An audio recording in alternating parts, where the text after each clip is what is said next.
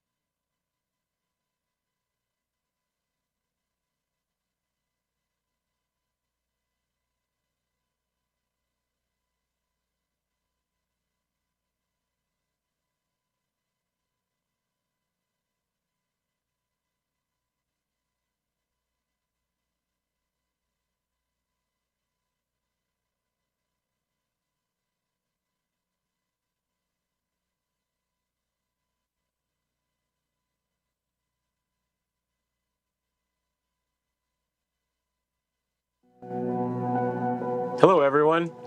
I'm astronaut Chris Cassidy, commander of Expedition 63 on board the International Space Station, flying 250 miles above the Earth.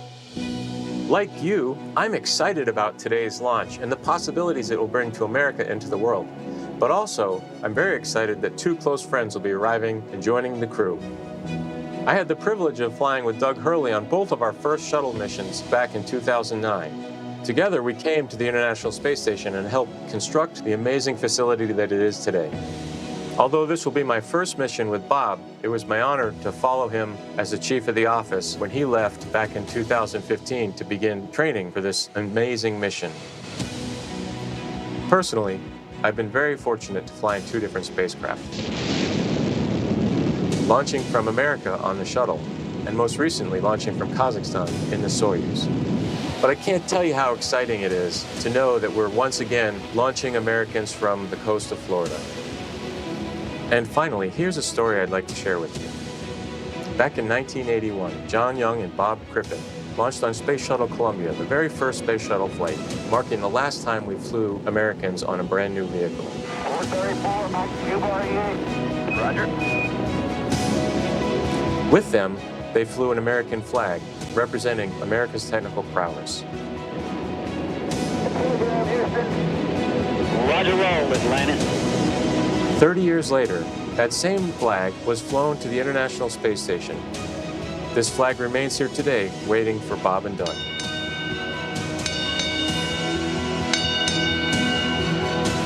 Our flag means so many things to our country, and this small piece of America represents what we'll be able to achieve together. We'll never stop exploring. And so Bob and Doug can take this very special flag home to Earth, where it awaits its next journey to the cosmos. In a few years, the First Orion crew will take this flag with it around the moon. All of this starts today. I'll be watching outside the window, along with everyone else in America and around the world. I can't wait to look out the window and see my friends on close approach. Go Falcon 9, go Dragon, and go Bob and Doug. I'll see you soon. And that was a very special message from NASA astronaut Chris Cassidy, right now the lone American aboard the International Space Station, so he will be ready and waiting to welcome Bob and Doug when they arrive tomorrow, if liftoff happens today, a little later tomorrow morning. The countdown now stands at T-minus 1 hour, 25 minutes, 54 seconds and counting until launch. And we'd like to share with you just how much has happened here at Kennedy Space Center since the last time we had a crew on the pad launching from here. As you can imagine, the end of the shuttle era was a bittersweet moment for many people across this spaceport. But in the end, we knew we were striving for this day, and here we are.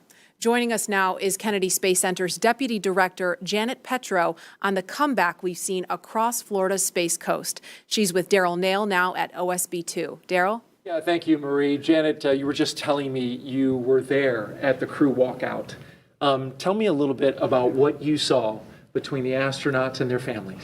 So it's very historic. It was very emotional. So when Doug and Bob first came out of the doors, of course, a cheer went up from everybody. The Vice President was there, Elon was there, the crew families was there, and of course, Bob, myself, and the rest of the center leadership was there to cheer them on. But then, when they came out, and then they went to the families, and Bob Behnken said, virtual hug, and he shouted out, virtual hug, and he did this motion, and of course his child also did that virtual hug, and so I guess that's the tradition of doing a virtual hug with the families. And then they, then they walked and got in the Tesla, either side, and the family walked right up to the window of the Tesla and were talking, having a private last moment with their father, hand on the window. It was very emotional. I had tears in my eyes. I don't know how many other people had tears in their eyes, but it was really a special, emotional moment, and everybody was, of course, wishing them well. A lot of I love yous, a lot of Godspeeds, a lot of Ad Astra, take care, all of that. So it was very special. Thank you so much for sharing that with us. And in the context of why it's so important, Janet, you remember, you've been here since 2007. Yep. You were here in 2011 when Shuttle Atlantis came to wheel stop.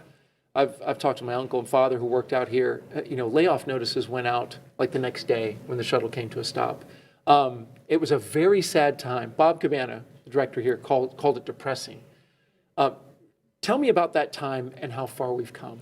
Yeah, so as you note, it was the end of a very iconic program. A lot of people had spent their entire career working on the Space Shuttle program. So 135 flights, all of them launching from Launch Complex 39, many from 39A, where we're going to be launching from today, and then returning back, at the shuttle landing facility. Those two iconic sonic booms was something that all along the Space Coast people really resonated with, really felt in their hearts and looked forward to. So it was a very sad time, but I will tell you that 30-year program, we had planned for it.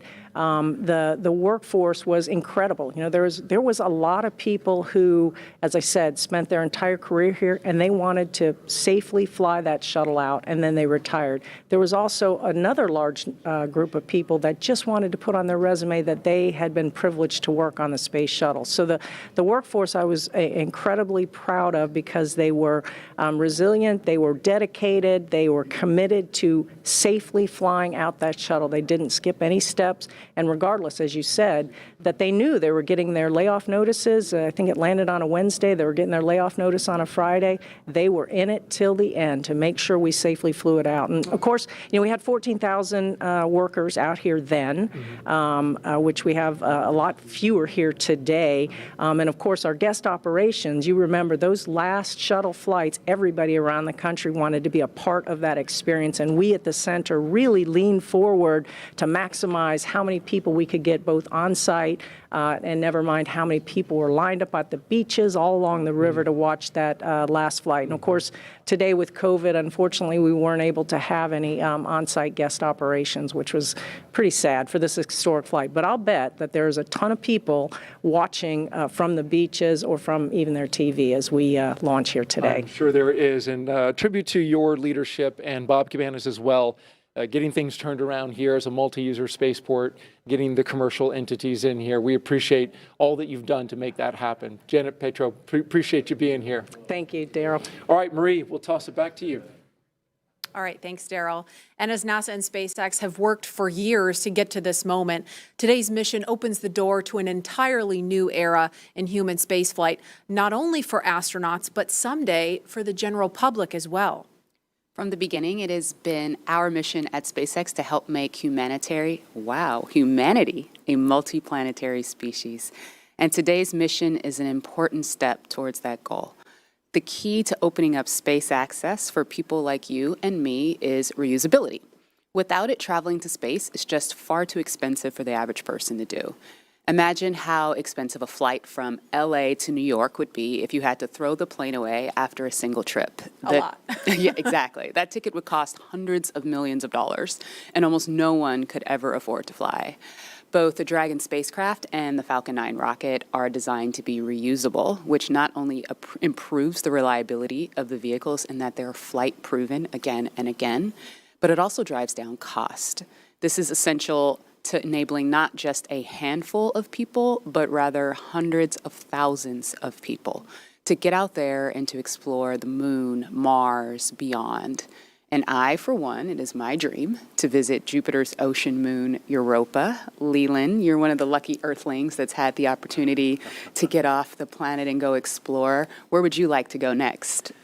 You know, Lauren, I think I would like to go to Mars and, be there for, about a year each way and then a year on the Martian surface. But the one condition I would have to have, my pups would have to go with me because it's about exploring new places, but taking your family with you. We have these crewmates that are people that you get to know and love, over a course of training, but it's nothing like having your family with you. And I think that's something that we're going to be seeing in the future, people living and working on other planets as a family.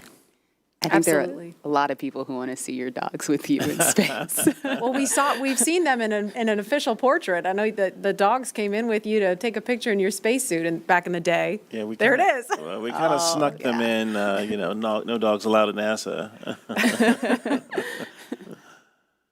Well, they had their moment. They sure did. And knowing that the opportunity to fly to space as a private citizen or a private dog maybe one day is right around the corner, we have a new poll question on Twitter for you. So if you were given the opportunity, would you travel to space? Let us know, and we'll share the results a little bit later. All stations come All right, well, there is not a lot of cargo. Chief engineer technical poll for launch escape arming and propellant loop.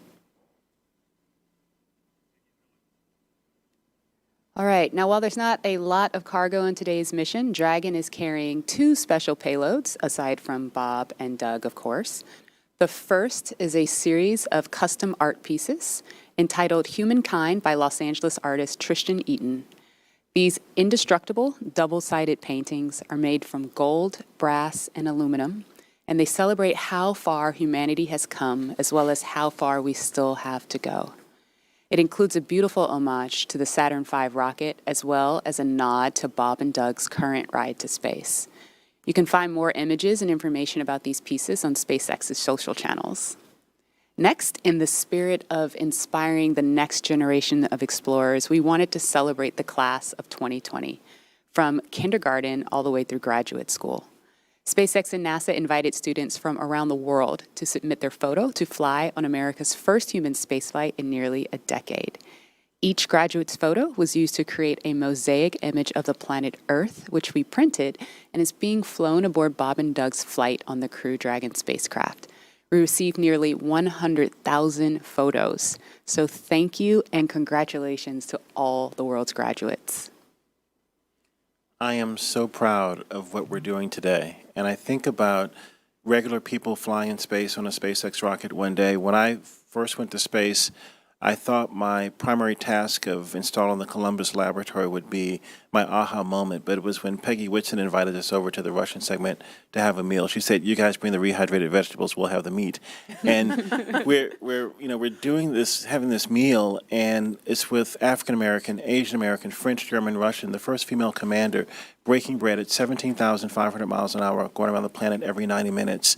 And when I think of that perspective shift that I got looking out the window, flying over my hometown, flying over Leo's hometown in Paris, flying over Yuri's hometown in Russia, it brought us all together as a civilization. And I think that's what spaceflight does for us. The more people that have the opportunity to go to space will feel like it's an international family of people working together for the good of humanity and all humankind.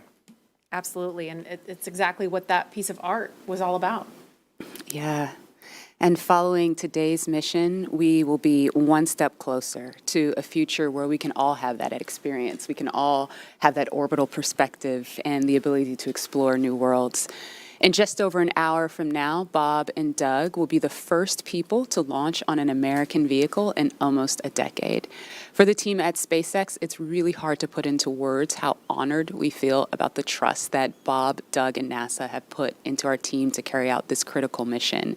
I worked on Crew Dragon for 2 years, and I can just imagine what all of my friends and colleagues are thinking right now as they sit in anticipation and excitement for what's to come. Absolutely. And speaking of those who have carried the hopes and dreams of science and exploration, we have a few shout outs to share with you from some big fans of NASA and SpaceX.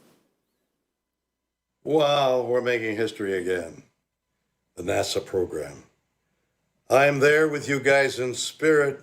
Bob, Doug, good luck. I know you'll be fine. I'll be watching and got everything crossed, arms, legs. I'm tied in a knot. Can't wait for you to get back safely.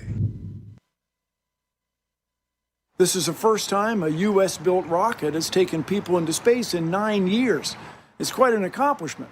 So for us at the Planetary Society, more rockets means more exploration.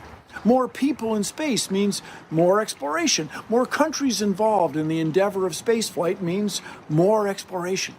This is how we know the cosmos and our place within it. So congratulations, SpaceX. Here's wishing your team, and the crew especially, a safe journey and the joy of discovery. Let's go. And a big thanks to William Shatner and Bill Nye for those well wishes. And while we're keeping an eye on the pad, we want to bring in NASA astronaut Rex Walheim. If that name rings a bell, it's because he flew 3 space shuttle missions to the International Space Station, including the final one by Atlantis, STS-135. He was one of the last 4 people to ascend the tower at Pad 39A and head to space, and he currently is Deputy Director of Safety and Mission Assurance at Johnson Space Center in Houston. Rex Walheim, thanks for joining us. You and Leland actually flew together. Hey, Rex We did. Dog. Great flight. Really enjoyed flying with Leland. Hey, old dog. Rex, you flew on the final shuttle mission, we said STS-135 with Doug, in fact. What's it like seeing him in Crew Dragon right now?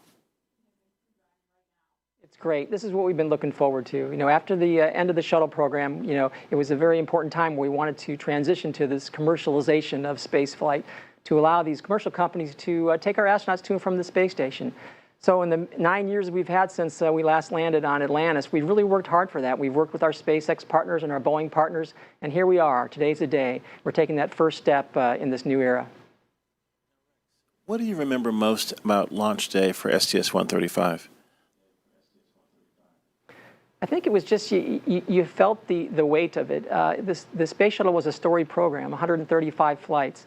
And thousands of people had poured their lives into this program to launch probes to the planets, to launch the Hubble Space Telescope, and then, of course, to build the International Space Station. So you knew the incredible accomplishments of this program, and so you wanted to finish strong. And then when it finally became launch day, you'd finished the studying, you'd worked really hard, and now it was time to kind of soak it in. And I think that's what Bob and Doug are doing right now. They're sitting on the vehicle, talking to each other, listening to the sounds, and feeling the vibrations as it starts up. And it's going to be a great experience for them. Hi, Rex. What is your take on private astronauts going to space? I think it's great. I think the more we can do to commercialize space, to make access easier, the better we are. And I think that's part of this whole program. You get the cost down, then more people can afford it. And you get the cost down, you can do more things in space, more science, more research. And it is a transformative experience to fly in space, and I wish more people could see that. When you look out on the planet, like Leland was talking about earlier, with your crewmates from different countries all around the world, it gives you a different perspective. It gives you a perspective that we're all crewmates on this planet Earth. And we kind of get that now with the pandemic. We understand that we're all in this together. And that's what the space program does. And I want to see more people get a chance to see the Earth from that vantage point. And I think it'll bring us all closer together. Hey, Rex, a very serious question here. The worm or the meatball? Leland, I saw you dissing the worm earlier. How can you do that? The worm is awesome. I'm so glad to have the NASA worm insignia back. It's great. All right. Well, thank you very much, Rex. We appreciate you. And as we watch Bob and Doug there in the capsule, we are an hour, 10 minutes, 57 seconds and counting from launch, and we're going to send it over to Hawthorne for an update. Jesse? Thanks, Marie. We're just an hour and 13 minutes away from launch, and things are really getting ready to pick up here. Since arriving at the spacecraft, Bob and Doug were helped by our closeout engineers to get into their seats, attach their suits to special umbilicals that provide breathing air, pressurized nitrox, and a communication link to Dragon systems. They conducted leak checks, which were successful, and communications checks with the Corps here in Hawthorne, which is the person who will speak to them directly throughout the entire mission, as well as the launch director in Florida. This is where they are checking their comm path through both ground stations and the tracking and data relay satellites that we'll use to talk to the crew the entire way to the station. That's right, and after those suit checks were complete, the closeout team was able to seal up the hatch, which also got its own leak check, and we confirmed that it was good to go. The closeout team at this point has already departed the area around the pad. They were about 25 minutes ahead of their schedule, and right now weather operators are kicking off their final check on wind speeds at the pad, which are going to be used, and they're really important for that final go, no-go for launch. Before we get to that final go, no-go, various teams at both NASA and SpaceX are going to do some internal go polls, just making sure conditions are good with Falcon 9, the Dragon, the crew, the range, and the space station before the final go is given. So let's check back in with Houston real quick for a status on the team there supporting the space station on their readiness for launch. Mañana a la 1, yo, Dios mediante, estoy terminando ya el primer módulo. Mission Control Houston, led by Flight Director Zeb Scoville, has been pulled, and we're go for launch. All systems on board the station that are required to be healthy for the mission are reported good, and we're standing by. Station power and communication systems are looking healthy, life support systems and thermal conditions are normal, and the trajectory is right on track to ensure that Dragon's flight will meet right up with the orbiting complex as planned. Chris Cassidy aboard the International Space Station is finishing up some tasks, going into his pre-sleep period, and will be able to watch the launch of Bob and Doug. Mission Control Houston will largely be in a monitor mode for the first 18 hours of the flight, with the team here really jumping into the mix tomorrow when Dragon gets in range of the International Space Station and we begin integrated operations. So I'll send it back. Everything's green on our board from the International Space Station. Go Falcon 9, go Dragon, and Godspeed to Bob and Doug. All right, thank you, Gary. If you are just now joining us, you picked a really good time because we are 1 hour, 8 minutes and counting away from launch. And this is our coverage for this mission known as Demonstration Mission 2 or Demo-2. Liftoff time still holding for 4:33 p.m. Eastern, tracking no issues with Falcon 9 or Dragon, and we're still waiting for that weather to hopefully cooperate. We're still tracking a few things like precipitation and flight through clouds. We're hoping that clears within the next 20 minutes or so. Over the last 3 hours, our crew members, Doug Hurley and Bob Behnken, donned their SpaceX suits in the historic crew quarters suit-up room and made their way out to Launch Pad 39A. They walked out of the crew quarters building just as every astronaut to fly from this spaceport has done since Apollo 7. They were transported to the pad where the crew now on board the Crew Dragon spacecraft, and we're continuing to get views of them inside that cabin live. Today is a historic launch. It will be the first time a commercially built spacecraft will launch people into orbit, and the first time since the U.S. has sent people to the space station from American soil since 2011 with the retirement of the Space Shuttle program. Over the next hour, we will conduct a series of polls to get ready for launch, have Bob and Doug arm the launch escape system, and begin fueling Falcon 9. Launch is set for 4:33 p.m. Eastern. This will include a 12-minute flight to orbit and then a 19-hour flight to dock with the International Space Station at 11:30 a.m. Eastern Time tomorrow. Today's mission is the culmination of years of work between the teams at SpaceX and at NASA. Demo-2 is going to be an end-to-end flight test. We're going to start with launch today, go all the way to docking with the space station, and then when Bob and Doug come home, splashing down in the Atlantic. And this is going to be the final test for NASA to certify SpaceX for regular crew flights to the space station. And we've been hearing a little from the crew on board Dragon, which they are currently strapped into their seats, as you can see on your right screen. They're already through their seats, or they've already been strapped into their seats, and through communications and leak checks, they're able to follow all the milestones still ahead on those displays just above them that you can see there. Go ahead. Yeah, we're going to equalize the pressures in the common manifolds just to raise them a little bit. So we will be momentarily cycling the tank isolation valves. I just wanted to let you know for awareness. Just wanted to take a pause to listen into the nets. Okay, we appreciate that, Jay. So they'll be getting insight into all of the Dragon and Falcon 9 systems as we proceed towards launch. at T-minus 1 hour and 7 minutes. Let's check in with John Insprucker for a status update on both of those vehicles. What's the update, John? Well, the good news is we've had a smooth countdown this afternoon. SpaceX team is working no technical issues on either the Falcon 9 or the Dragon spacecraft. For the Falcon 9, operators have they're actually still in work. They're going to complete in a few minutes propulsion checkouts that are being done on both the first and second stages. The team will be assessing their launch readiness with a final go, no-go poll. That'll come at T-minus 45 minutes, and that'll be followed by propellant loading starting at T-minus 35 minutes. Now, earlier today, Dragon operators performed a series of checkouts of Dragon's flight systems. The spacecraft is also currently go for launch. Our NASA crew, astronauts Doug Hurley and Bob Behnken, that you can see inside the Dragon capsule on the right-hand side of the display, they are currently going through the various screens, simple checks. Their hatch is closed, suit leak checks are complete, comm checks are good. The next major event for Dragon is going to be retract of the crew access arm that you can see on the left monitor up alongside the Dragon capsule.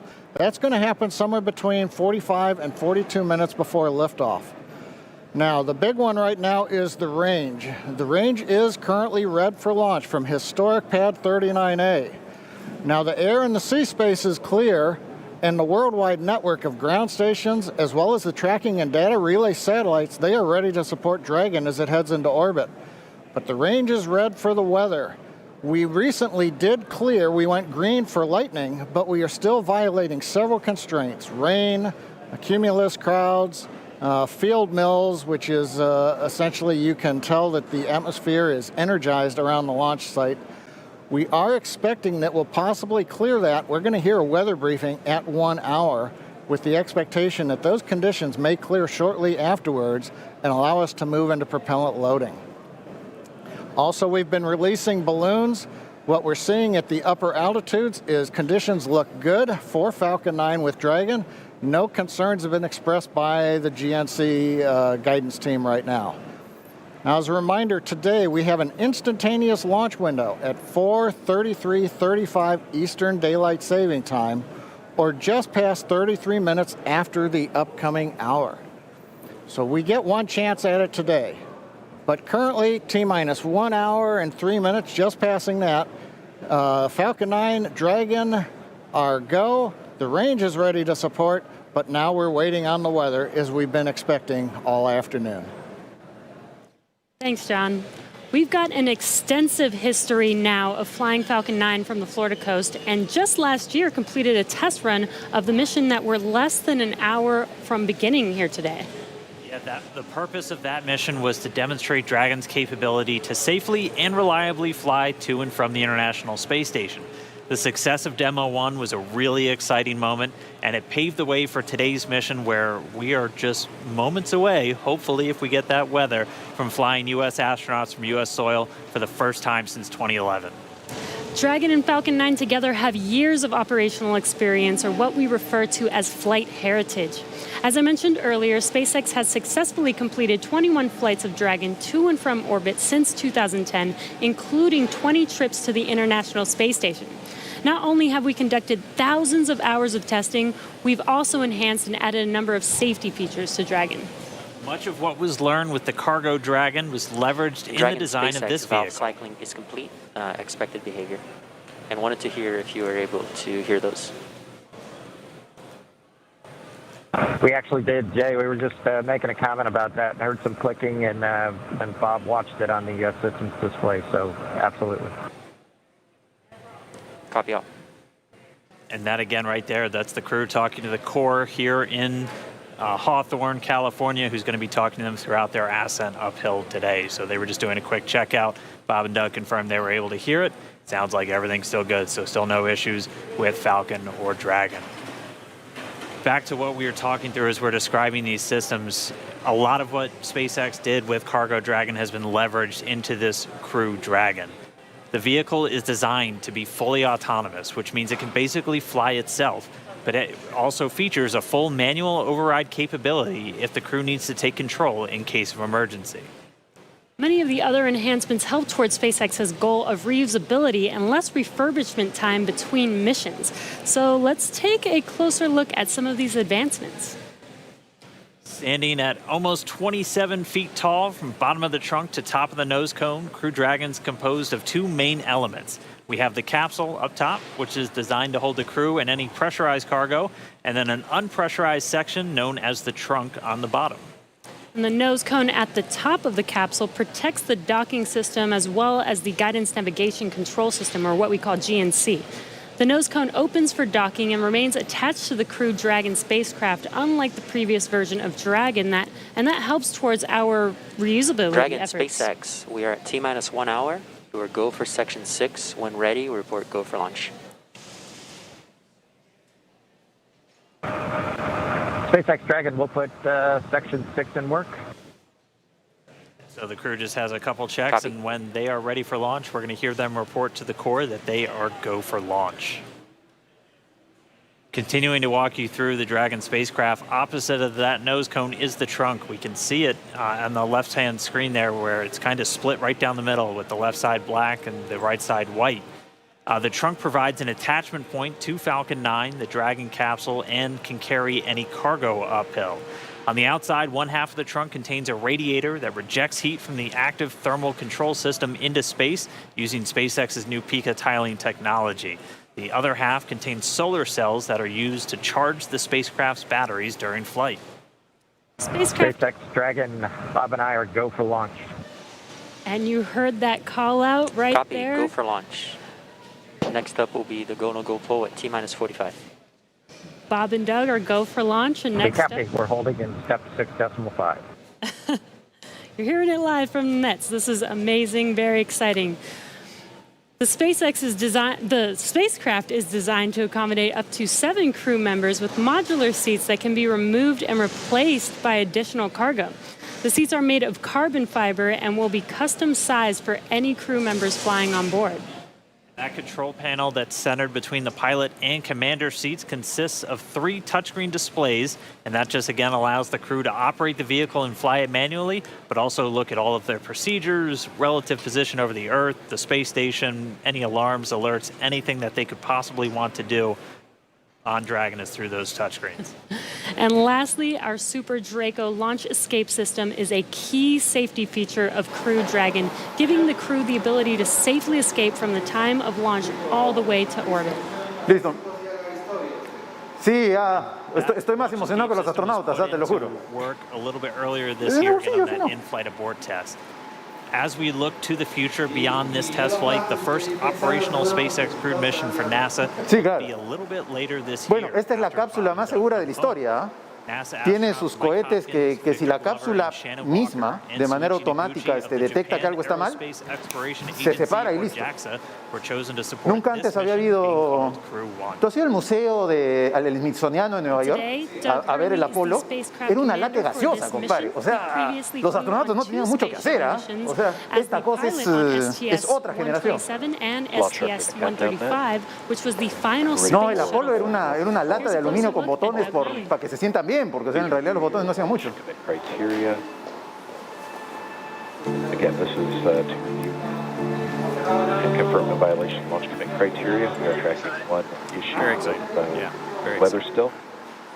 And I think we'll need to track that all the way down to launch to clear that. This pulls also go for arming of the launch escape system and go for propellant load. And this is the on countdown net reporting that technical poll was completed. All systems are proceeding. We're monitoring the weather as LD briefed. We're also looking at a watch item on a hydraulics QD rod ring. Ring pressure will come up at minus 8 minutes 30 seconds, and we'll be able to verify decay rate. No concerns at this time. Everything's reading nominal, but watching that item. No other constraints on Falcon 9 or ground systems.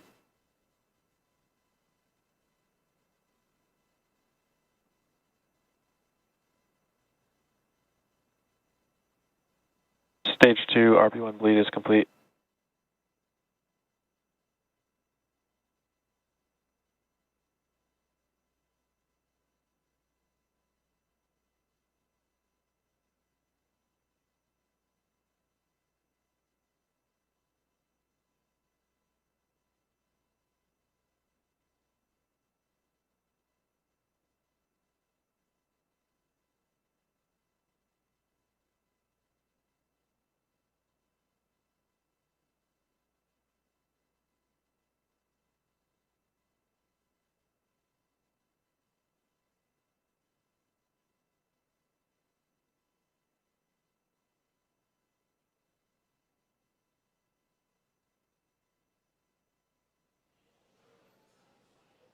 All right, we just crossed the 55-minute mark away from launch. Sitting right next to Doug Hurley, who's closest to your screen, is NASA astronaut Bob Behnken. He is the Joint Operations Commander for Demo-2, and Behnken previously flew on 2 space shuttle missions, STS-123 and STS-130, and also served a tour as Chief of the Astronaut Office. So here's a little bit more about the man who said testing out a brand new spacecraft is an astronaut's dream.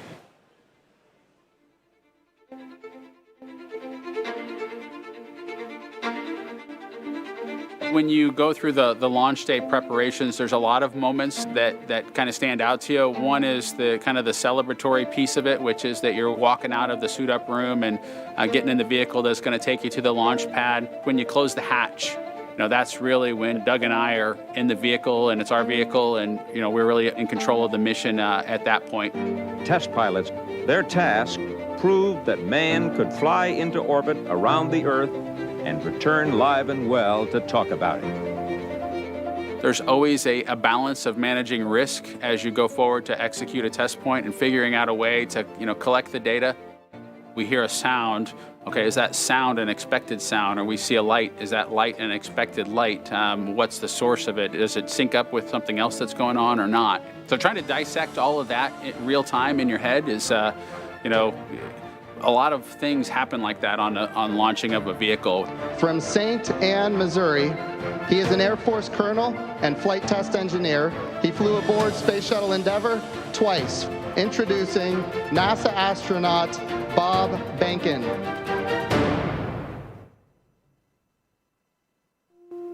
My career at NASA has kind of spanned a couple of decades at this point. I arrived with the class of 2000. Went through the training program, primarily focused on the space shuttle and the International Space Station, learning those systems. Having launched a couple times on vehicles, the second time was definitely different than the first time.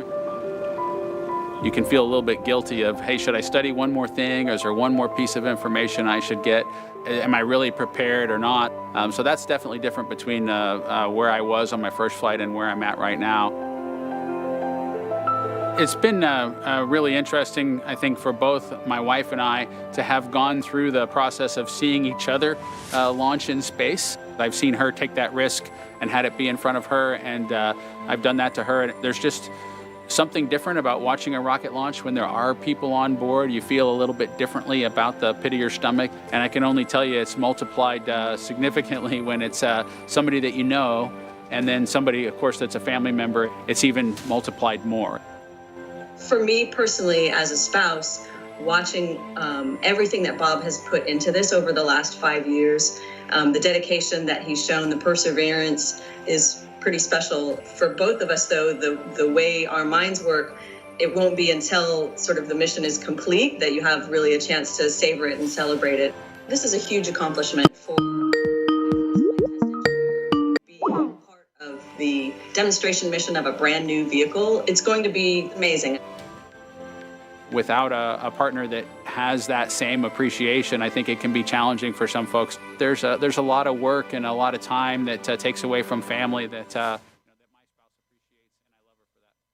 Really, my role on the Demo-2 mission is to make sure that we get this vehicle tested and evaluated so that we can move on to more operational missions at the International Space Station. We've got a lot of objectives on board the vehicle that we need to accomplish to really make sure that it's good to go. We'll make sure all those systems are working during the test flight so that the future missions will have them available even if they don't plan to utilize them.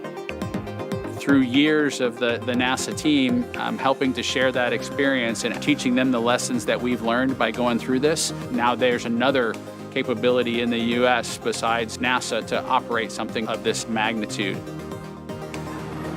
When is the last time humans launched on a new vehicle? Certainly on the American side, it's been several decades.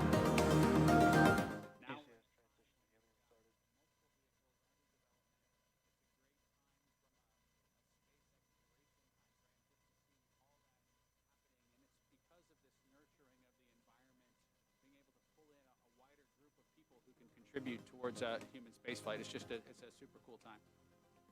On a deeply personal level. I'm really excited that my son is get a chance to see me launch into space. Being an astronaut has been a little bit of an abstraction thing for him because he's seen me do it in old videos, but he hasn't seen me do it for real. And so I'm excited for him to see this launch. I want to thank the entire Commercial Crew Program team that's worked together to get to this point where we've got vehicles in the launch pad ready to head to the International Space Station.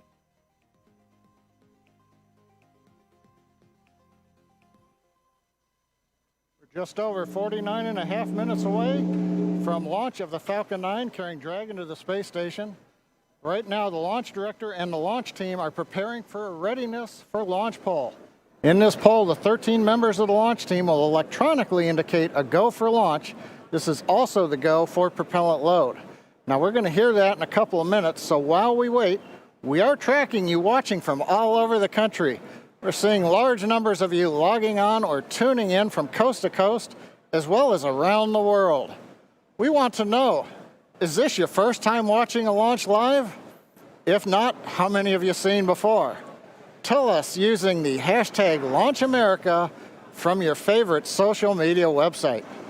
As for me, this isn't my first one. I've seen a lot, but everyone is exciting.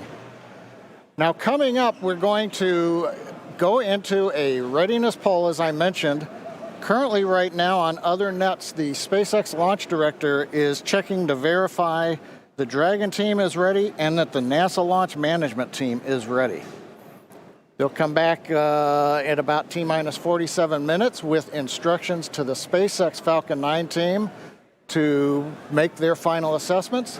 Then they log into the procedure. It's a little different than the old days where you would hear a go, go, go, you know, position by position, all up and down the row. In this electronic age, everybody just clicks on whether they're go or no go. The launch director will then, at T-minus 45 minutes, summarize the end of the poll and will then provide instructions for the team. At the same time, we will begin getting ready for the crew access arm retraction, and we'll show you that on one of the screens that we've got up.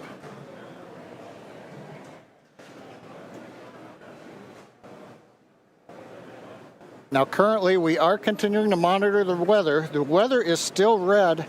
It is improving. We're looking at one cell between the radar and the pad. We're keeping our fingers crossed that conditions will improve, but we're going to be watching that for about another 15 minutes. So it looks like we're going to be good to begin propellant load once we hear the polls, but we still have to get the get the range green so that we can actually do the launch in just 47 minutes from now. Let's listen to the countdown net for a moment.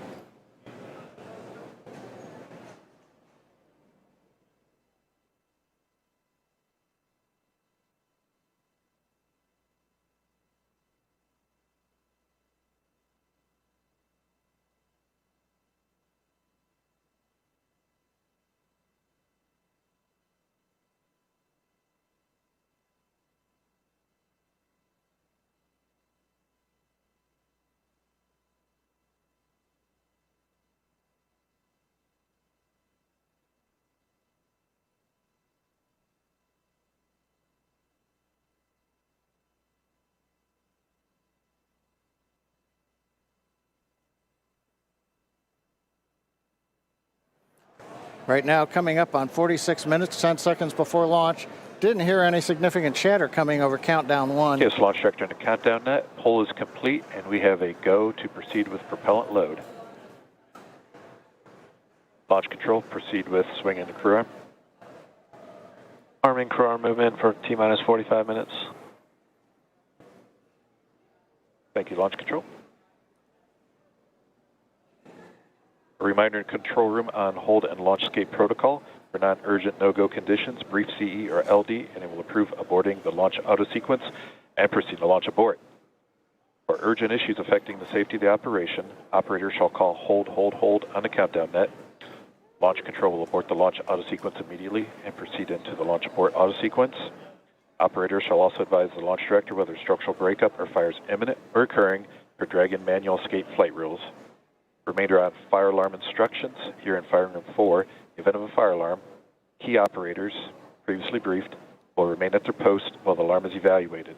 In In the event that personal safety is threatened, we will evacuate to the south-facing emergency exit, which leads directly outside. One final reminder, they'll be arming the launch escape system momentarily. Need all personnel, please stay in your seats from now through orbit insertion and Dragon separation from the second stage. Crew access arm retract has started. And you've heard Mike Taylor, the SpaceX launch director, give instructions to the team. We've also just heard the call. The crew access arm retraction is underway. Great view from the camera inside the White Room as we see the arm moving away from the Dragon capsule, one of the major events necessary to get down to T0. The next one coming up will be arming of the escape system on the Dragon capsule. Now, right now, the next plan for Falcon 9, T-minus 35 minutes, we will begin loading propellant onto the first and second stages. Now, currently, Falcon 9's looking good, Dragon's looking good. The range continues to be go for launch in terms of the clearance around the launch pad, both the air and the sea space. Looking at the flight corridor, the ground stations, the NASA tracking and data relay satellites are ready to support. And we just continue to monitor the weather. Our team is getting constant updates. We're monitoring weather data sensors around the launch site, looking to make sure that we can get everything into the green position. The one that we're mostly looking at right now is how much rain we're going to get between now and liftoff, whether it's just going to be mild precipitation that's within the rules for loading propellant.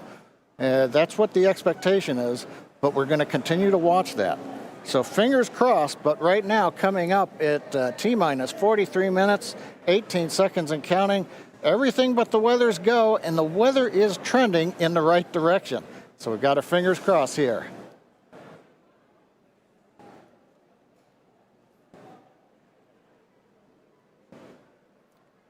At this time, we're going to send it back over to Kennedy Space Center as the action is picking up on the launch pad.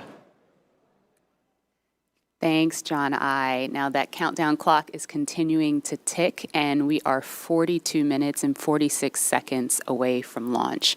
Now, as you just saw, the crew arm retracted. That is the last major visual milestone before liftoff.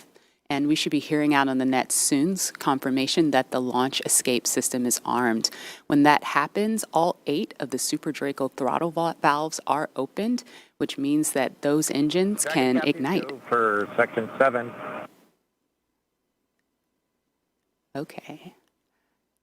So that means those 8 throttle valves are opened, and if those Super Dracos needed to fire in order for Dragon to escape off of the pad, they could.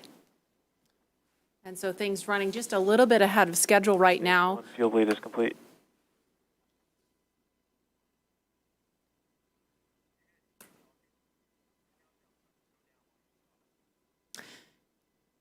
Now, we just saw the crew access arm retract just a minute ago. We saw NASA astronauts Doug Hurley. In 7.2, our visors are closed, and we're arming the launch escape system. So we just heard the astronauts confirm that they are about to arm the launch escape system. That happens just before fueling begins, which we expect to happen in just a couple of minutes. We saw Bob and Doug suit up a little over 3 hours ago. Then we watched them drive out to Launch Complex 39A. They were assisted by the SpaceX ground team with Crew Dragon ingress. That happened a little before 2 o'clock this afternoon. And then we saw the spacecraft hatch close. And again, just a minute ago, we saw the crew access arm retract. We just heard that the crew armed the launch escape system. And in just a few minutes, we are going to hear the call that they have started propellant loading.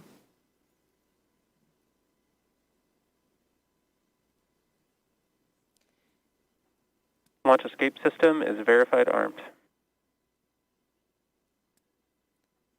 So we just heard that verification that the launch escape system is armed. Switching to GN2.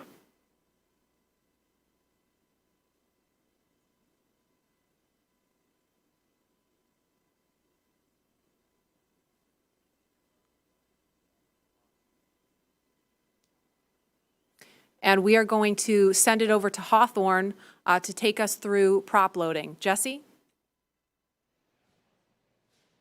From the parachutes to the launch escape system, SpaceX has designed Crew Dragon and Falcon 9 to be the safest launch vehicle ever flown. And joining us today, we have SpaceX's Nick Picone, who was our mission manager for our in-flight abort mission earlier this year and currently works on the Starlink team. Thanks for joining us, Nick. Hey, Jesse. I'm here at the Launch and Landing Recovery Center with the recovery team and our Dragon ground operations team monitoring the launch. Awesome. Can you tell us more about the critical safety features on this new version of Dragon? Sure. So Dragon 2 was designed with long-term reuse and reliability in mind. So fundamentally, there are multiple layers of redundancy to any of the failure modes that we could conceive of, that NASA could conceive of when we were working to design and test this vehicle over the past few years. But in the event that we encounter an unforeseen failure mode or multiple failures which push us outside of our design space, Dragon also has backup systems and operational controls intended to keep Bob and Doug safe. I'm sure you've heard a lot about it today, but the launch escape system is the primary backup system that we have from the moment that the vehicle is here on pad being fueled all the way up until orbital insertion.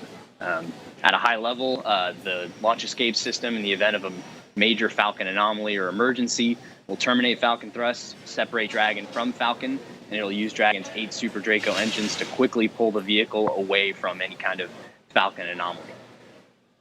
And you talked a lot about the launch escape system. How exactly is that activated? Is it autonomous? Is it manually activated?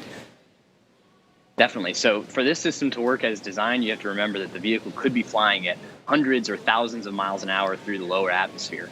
So it's really important that it's extremely fast and highly reliable with very low chance of false positives. The launch escape system fundamentally is set to look at a set of pre-programmed criteria which are on board the vehicle.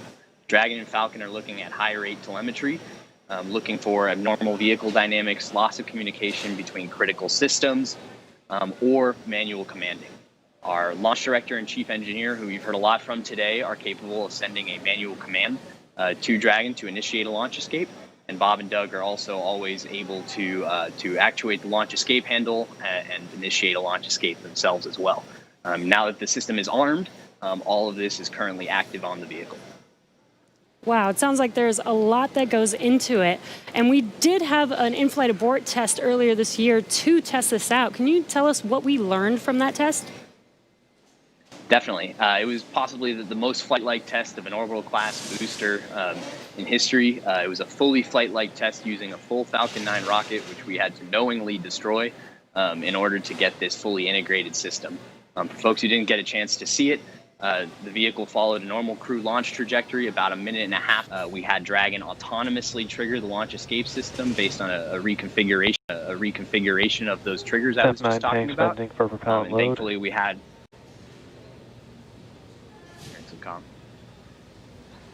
we continued through flight, had a successful parachute deployment and splashdown, and we did see Falcon rather spectacularly blow up about 10 seconds after separation.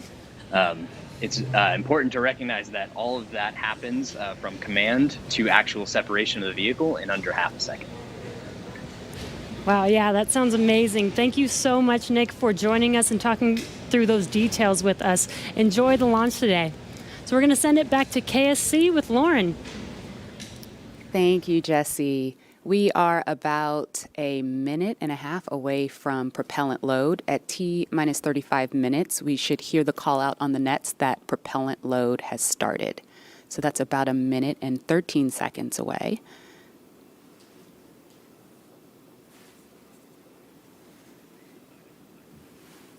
Hey, Marie and Lauren, I am getting goosebumps over here. It's just an exciting moment. When I was sitting in the vehicle, when we retracted everything, when all the prop was getting loaded up, I was just going through my crew notebook. I was thinking about, what my first step would be if there was a malfunction, because usually everything goes nominally when you fly to space, but you have to think about the things that you have to take care of, the first steps you have to take care of. And on my mission, I was calling out the abort calls, like if we had lost an engine, where would we go next, when the different abort calls around the country and around the world. So I think that's what those guys are probably thinking about now, and just really getting ready for this mission to go off. Absolutely. And we're just now about 20 seconds from when we expect propellant loading to start. Again, that's fueling of the rocket. All right, we're getting close. We should hear that call out any second now on the nets. So let's listen in. Propellant load has started. Fantastic. So prop load has started. We've started loading liquid oxygen on stage 1 and stage 2. And yeah, liquid oxygen and RP1, which is our rocket grade kerosene. So now that we are 34 minutes and 42 seconds away from the first launch of astronauts into orbit from American soil since 2011, we know that the launch escape system is armed, which happened just before fueling. Dragon prop load happened weeks ago, actually just a few miles down the road at what we call Dragon Land. And those propellants, which are MMH or monomethylhydrazine, that's our fuel, and NTO, or nitrogen tetroxide, that's our oxidizer, those not only feed the Draco engines that propel Dragon on orbit, but they also supply those 8 Super Draco engines of the launch escape system. So I have one right here, a little model. Oh, it doesn't come off the stand. Don't break it, Lauren. All right, I know, it's very nice. So as you can see, the Dragon is actually broken up into 4 quads, and each quad has 2 of the Super Draco engines for a total of 8 of them. And as I mentioned, they are biprop engines. They have MMH and NTO as their oxidizer. Now, most abort systems from past space vehicles, I believe like Soyuz, Mercury, Apollo, they all had a pointy escape tower on top where there was essentially like a mini rocket engine or a series of rocket engines on top. And if they weren't used, that escape tower would have to jettison itself from the vehicle. If it was used, it would be used to lift the vehicle off of the rocket. Well, Dragon is a little bit different in that its escape system is actually integrated into the vehicle. And that's great for a couple of reasons. One less thing you have to jettison on a nominal flight. Right. And so they're pretty dormant, just those throttle valves open unless they're used, and hopefully they never have to be. And yeah, I mean, the other thing that offers you is the ability to escape from the pad all the way to orbit. Right. Because if you jettisoned your escape system prior to that, you couldn't. Mm-hmm. So yeah, that's little Dragon there. Again, right. New era, much safer design. Yeah, absolutely. Thanks for walking us through that, Lauren. Again, the launch escape system is armed. That protects Bob and Doug so that if something were to go wrong, they can shoot off of the pad away from the rocket and parachute to safety in the ocean. That is such a crucial safety capability. And so now we want to go over to Hawthorne for an operational update with John. Thanks, Marie. We are counting down those final minutes. Everything is still looking good on the Falcon 9 and the Dragon vehicles for an on-time launch, but weather is trending the wrong way right now. We're keeping our ears open in case we hear that the weather is going to be no-go for the rest of the count. Right now, we are counting down at T-minus 32 minutes. Stage 1 locks and Falcon 9 RP1 did flow rates begin are nominal. propellant load at T-minus 35 minutes, right on time. The propellants we use on Falcon 9 are a fuel, which is rocket-grade kerosene, also called RP1, refined petroleum. We use an oxidizer, and that's the super chilled liquid oxygen, or LOX as we call it. Those 2 propellants come together, but they don't light, so we need an ignition source to complete the fire triangle. For this, Falcon 9 uses a fluid called T-tub. You might see that just before first stage ignition, or maybe later in the second stage ignition. You get a green colored flame as the T-tub comes out into the oxygen, and that ignites the main engines right before the rocket takes off or the second stage engine lights. Now currently in the fueling, RP1 fuel is about 10% full on the first stage. That's the bottom 2/3 of the stack of the vehicle you can see on the left. The first stage is that long white cylinder at the bottom plus that black cylinder called the inner stage. That's the entire first stage that we're loading with LOX and RP1 kerosene. That's the part that comes back to Earth. The second stage just above it, the white cylinder, and then above that will be the Dragon trunk and the capsule. Now currently the second stage is also loading fuel with RP1. That's about 8% full right now. We are loading liquid oxygen on the first stage. The second stage liquid oxygen load will begin at T-minus 16.5 minutes if the weather cooperates. So LOX loading will then continue on both the first and second stage until the last few minutes of the countdown. Helium loading is also underway into pressure vessels on the second stage. We use that to pressurize the tanks in flight as the propellant is being pulled out by the Merlin turbopumps. Dragon on board the spacecraft. You can see the astronauts are monitoring systems while propellant is loaded into the Falcon 9. Now, when we flew the first demo flight last year and then the in-flight escape test earlier this year, the sounds inside the Dragon capsule were recorded. So as part of the training, the sounds of the propellant loading were played back to acclimate the crew to what they're experiencing now.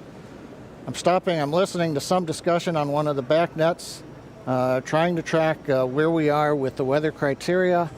We're just passing another weather gate right now, trying to see whether or not the conditions are go. In certain situations, when the weather is no go, you have to wait 30 minutes, and we are now inside of 30 minutes. But if the cloud moves away, if the conditions improve, we may be able to continue the countdown for another 14 minutes and reassess. So we're waiting to see whether or not we can continue the count. Currently we are. The range, they're ready to support with no problems in the air and the sea space area. But again, the weather, that's the one that's looking bad, and we're going to continue to listen. And as a reminder, today we have an instantaneous launch time. So at this point, if we hear a hold for any reason, we're going to have to stand down and target our backup launch opportunity on May 30th.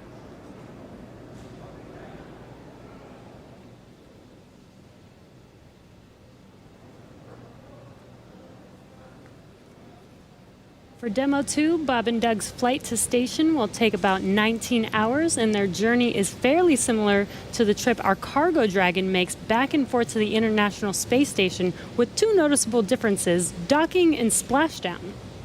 As we await T-0 in just a little over 28 minutes from now, ground operations teams just doing those final series of system checks, making sure both Dragon and Falcon 9 are ready for liftoff, and really keeping an eye on that weather. And you're just continuing to get live views of the teams. You've got Falcon 9 and Dragon on your left, and then Bob and Doug on the right as they prepare at the Cape for liftoff.